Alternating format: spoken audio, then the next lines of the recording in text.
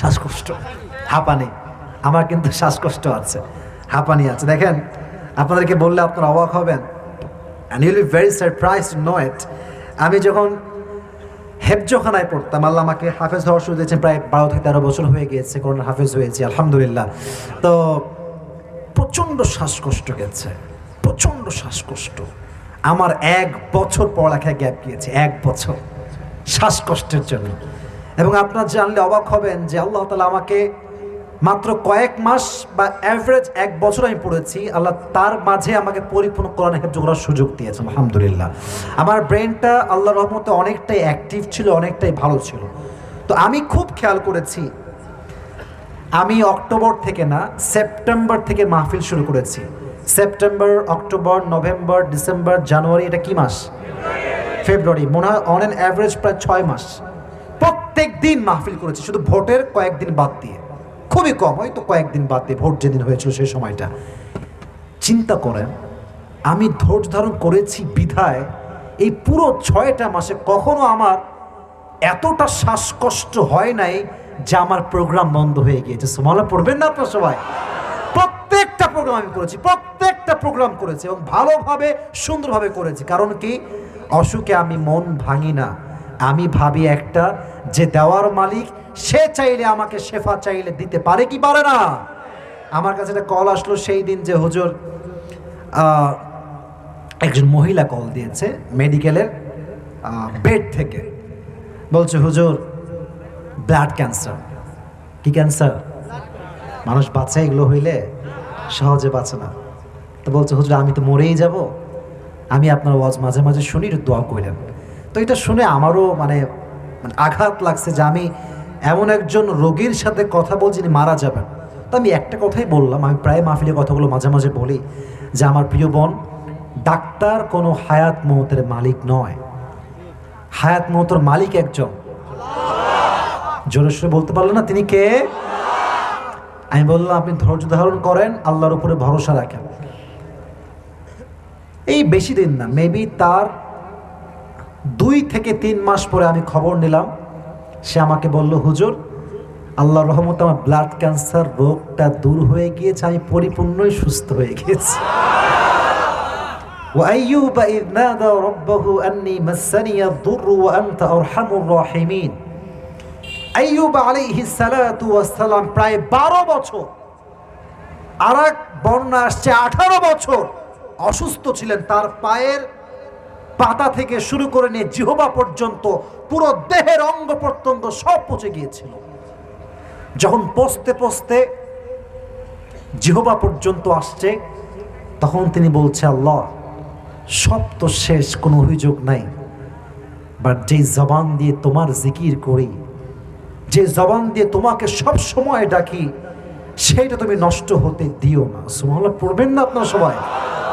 উনি বললেন আন্নী মাসানিয়া দুর, আল্লাহ আমি তো ক্ষতিগ্রস্তের শিকার, ওয়া আনতা আরহামুর রাহিমিন, you are the most merciful, you are the most gracious, you are the most kindful. Allah তুমি তো সবচাইতে দয়াময় মায়াময় প্রভু, তুমি তো বান্দার কষ্ট দেখবা না এটা আমি জানি, তুমি আমায় কষ্টে রাখো না। আল্লাহ অভিযোগ করেন নাই, ধৈর্য ধারণ করেছেন। আল্লাহ বলছেন আইয়ুব যখন দোয়া করেছে ধৈর্যের সাথে, সাথে সাথেই আল্লাহ তাআলা আইয়ুবকে পরিপূর্ণ শেফায়ে আজেলা কামেলা দান করেছে। সুবহানাল্লাহ পড়বেন না আপনারা? আরেকজন নবীজি যিনি মাছের পেটে ছিলেন, তার নাম কি বলতে পারবেন? ইউনুস। নাম কি? ইউনুস আলাইহিস সালাতু ওয়াস সালাম। বলেন তো মাছের পেট থেকে, সমুদ্রের ভেতর থেকে ফোন কল করা যায়? করা যায়? মেসেঞ্জারে নক দেওয়া যায়? হোয়াটসঅ্যাপে কল দেওয়া যায়? দেওয়া যায় না। তিনি মাছের পেটে থেকে আল্লাহকে বলেন আল্লাহ আমি তো বিপদের শামিল, লা ইলাহা ইল্লা আনতা সুবহানাকা ইন্নী কুনতু মিনাল যালিমিন। দোয়া করতে দেরি, আল্লাহ দোয়া কবুল করতে দেরি হয় না। সুবহানাল্লাহ পড়বেন না সবাই? অতএব আমরা সর্ব অবস্থায় খেয়াল রাখবো, যত কষ্ট আসুক, যত অসুখ আসুক, যত অপবাদ আসুক, যত রকম বালা মুসিবত আসুক, আমরা ধৈর্য ধারণ করব এক সত্তার জন্য। আওয়াজ দিয়ে বলেন তিনি কে? আল্লাহ আমাদের সবাইকে ধৈর্যশীল হওয়ার তৌফিক দান করুন, সকলে পড়া আমিন। একটু বাতাস হচ্ছে, আমরা একটু ধৈর্য ধারণ করি, দোয়া করবো এখনই। সকলে একটা কাশি দেন। এবার সবাই এমন একটা তাকবীর দিবেন যেন পুরো মঞ্চ স্টেজ কেঁপে যায়। সবাই মিলে তাকবীর দেন, লিল্লাহি তাকবীর। আল কোরআনের আলো, আল হাদিসের আলো, কোরআন হাদিস যেখানে, আলেম ওলামা যেখানে। টাঙ্গাইলের ভাইয়েরা, আমি বলেছিলাম পুরস্কার দিব, এখন বলেন যে বাতাস হচ্ছে বা ঝড়, পুরস্কারের পার্ট কি আমরা রাখবো না দোয়া করে দিব? আজকে রাখা যাবে না দোয়া করবো? কোনটা? দুইটাই।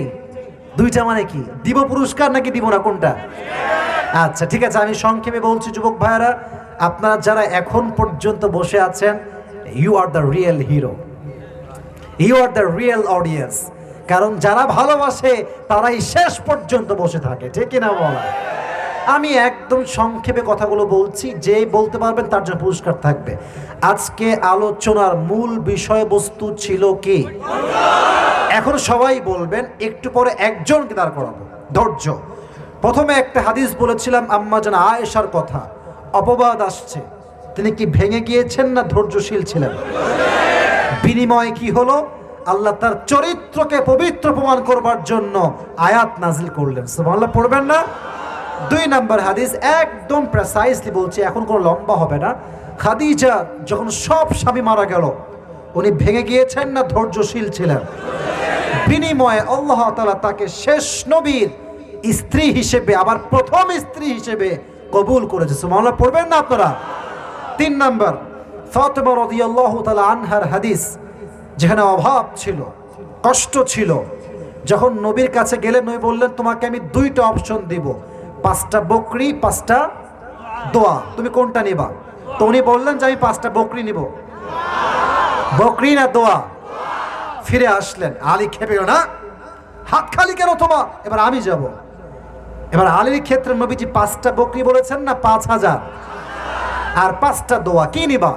তো আলী বললেন আমি 5000 বকরি নিব। কি নিব? দোয়া নিয়ে আসলেন। 2টা আমল করলেন, 1 দোয়ার আমল, 2 ধৈর্যের আমল। এই 2টা আমলের বিনিময়ে তাদের অভাবকে দূর করলো একজন, তিনি কে?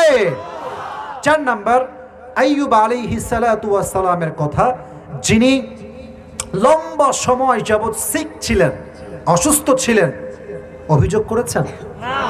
উনি বলেছেন যে আল্লাহ তুমি কি মানুষ পাও না? ইয়েস নাকি নো? উনি বলেন নাই, উনি বলেছেন আল্লাহ তুমি রহমান আর আমি বিপদে আছি। তার মানে আল্লাহ রহমান তো কখনো বান্দাকে বিপদে রাখতে পারে? এটা দোয়ার সাথে সাথেই আল্লাহ তাআলা তাকে পরিপূর্ণ শেফায়ে আজেলা কামেলা দান করেছে। সুবহানাল্লাহ পড়বেন না আপনারা? এবং সর্বশেষ আমরা শুনেছি ইউনুস আলাইহিস সালাতু ওয়াস সালামের কথা, যিনি মাছের পেটে আটকে গেছিলেন। তিনি তো আল্লাহকে বলেন আল্লাহ তুমি তো আমাকে অনেক কষ্ট দিয়েছো, আমাকে দোয়াই করবো না আজকে, তাই বলছেন নাকি তিনি? আল্লাহ তুমি আমাকে মুক্তি দান করো, লা ইলাহা ইল্লা আনতা সুবহানাকা ইন্নী কুনতু মিনাজ জালিমিন। আল্লাহ আমাকে মাফ করো, মুক্তি দাও, তুমি তো মুক্তি দেওয়ার মালিক। ওনার দোয়া এবং ধৈর্য দেখে তাকে মাছের পেট থেকে মুক্তি দিয়েছে একজন, তিনি কে? যে যুবকের কথাগুলো মনে আছে দাঁড়িয়ে যাও, আমি প্রশ্ন করব। এই যে আমি বলি সবাই বসে পড়ো, এই যে তুমি 5 কিলো টুপিওয়ালা নীল জুব্বা মেবি, তুমি মাঝখানে আসো, মাঝখানে আসো, এই যে মাঝখানে আসো। হ্যাঁ, বাসটা ফালাই চলে আসো, হ্যাঁ সব ফালাই দাও। আচ্ছা সবাই একটা কাশি দেন। আমার প্রিয় হুজুর ভাই, ছোট ছেলে কিন্তু হুজুর মানুষ। এই হ্যান্ড মাইকটা কোথায়? হ্যান্ড মাইকটা একটু, হ্যান্ড মাইকটা দেন তাকে। এটা সবাই জোরে সোরে বলেন মারহাবা। মাশাআল্লাহ। মাইকটা নিয়ে পেছনে কই যান রে ভাই? ভালোবাসার মানুষ আপনি, বসে পড়েন, বসে পড়েন, এই তো এক্ষুনি শেষ হয়ে যাবে। সবাই একটা সালাম দেন। আপনার সালামটাও আসতে হয়েছে, মানুষ জবাব দিচ্ছে আসতে, জোরে একটা সালাম দেন। আসসালামু আলাইকুম ওয়া রাহমাতুল্লাহ। ওয়ালাইকুম আসসালাম ওয়া রাহমাতুল্লাহি ওয়া বারাকাতুহু। প্রিয় ভাই, বলেন তো আজকে আলোচনার মূল বিষয়বস্তু কি ছিল?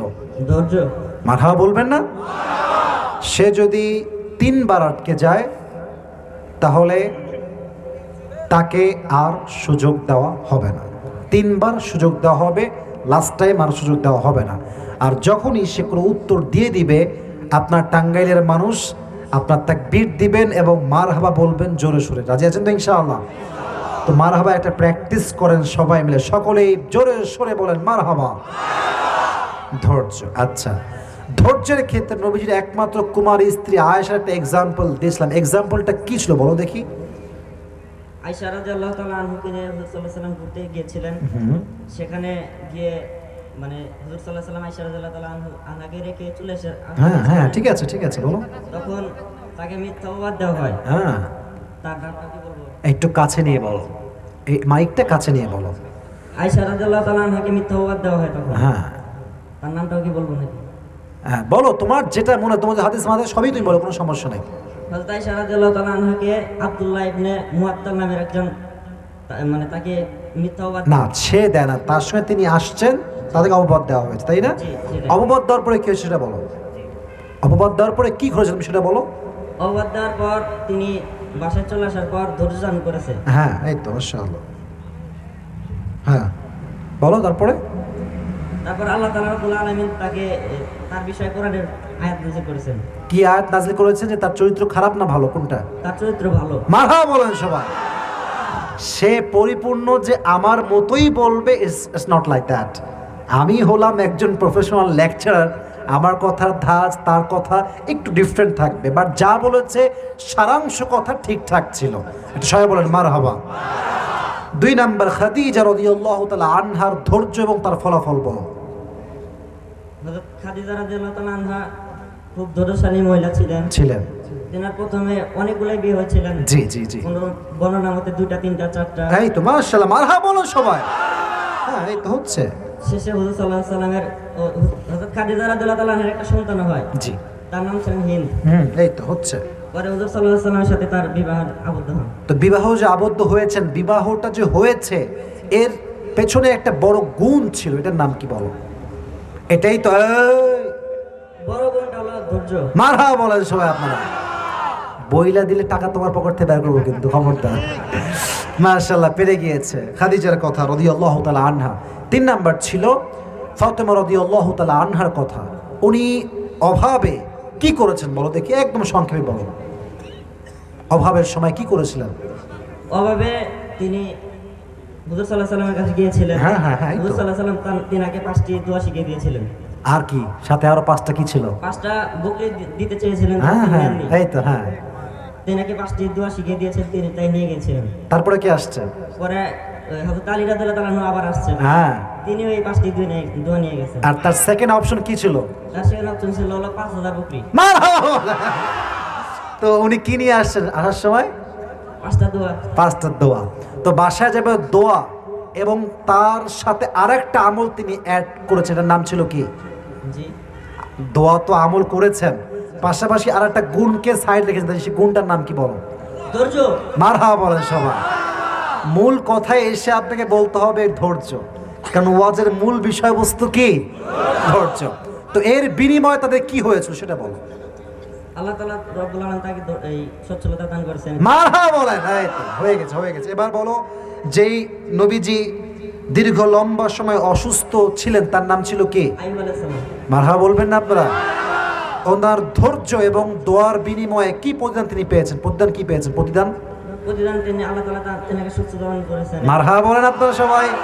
হয়ে গিয়েছে। শেষ কথা, যেই নবীজি মাছের পেটে আটকা ছিলেন সে নবীর নাম কি? ইউনূস আলাইহিস সালাম। মারহাবা বলেন আপনারা। উনি কি করেছেন মাছের পেটে থাকা অবস্থায়? একটা দোয়া পাঠ করেছেন, সেটা হলো লা ইলাহা ইল্লা আনতা সুবহানাকা ইন্নী কুনতু মিনাজ জালিমিন। মারহাবা বলবেন না? তো ওনার ধৈর্য এবং দোয়ার বিনিময়ে আল্লাহ ওনাকে কি দিয়েছেন? আল্লাহ তাআলা রব্বুল আলামিন তাকে মাছের পেট থেকে মুক্তি দিয়েছেন। মারহাবা বলেন সবাই। আসো আসো আসো আসো আসো, দৌড় দিয়ে আসো। তুমি আজকে লস করাই দিয়েছো রে। খুব খুশি তাই না? হুজুরের টাকা লস আর আপনারা খুব খুশি। আচ্ছা সবাই মিলে একটা মারহাবা বলো, সবাই। সে একজন মাদ্রাসার ছাত্র, মাশাআল্লাহ, তার জন্য আমি দোয়া করি তাকে নেক হায়াত দান করুন, সকলে পড়া আমিন। ওই আসো সমস্যা নেই, আসো। এই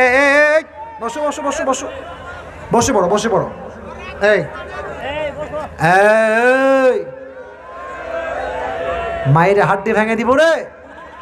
বসে পড়ো। আচ্ছা, তোমার নাম কি? মোহাম্মদ সিয়াম আহমদ। তুমি কিসে পড়ো? আমি এই পাশে ঘরে মাদ্রাসা কিতাব বিভাগে পড়ি। কিতাবে কোন জামাতে পড়ো? হিদায়াতুল্লাহ। হেদায়েতুন নাহ পড়ো, মাশাআল্লাহ। আল্লাহ ওকে কবুল করো, সকলে পড়ো আমিন। আমিও যখন হেদায়েতুন নাহতে পড়তাম মাঝে মাঝে যাইতাম মাহফিল শুনতে। হ্যাঁ, তো যাই হোক, মাশাআল্লাহ ও এসেছে। আল্লাহ ওকে ইসলামের খাদেম হিসেবে কবুল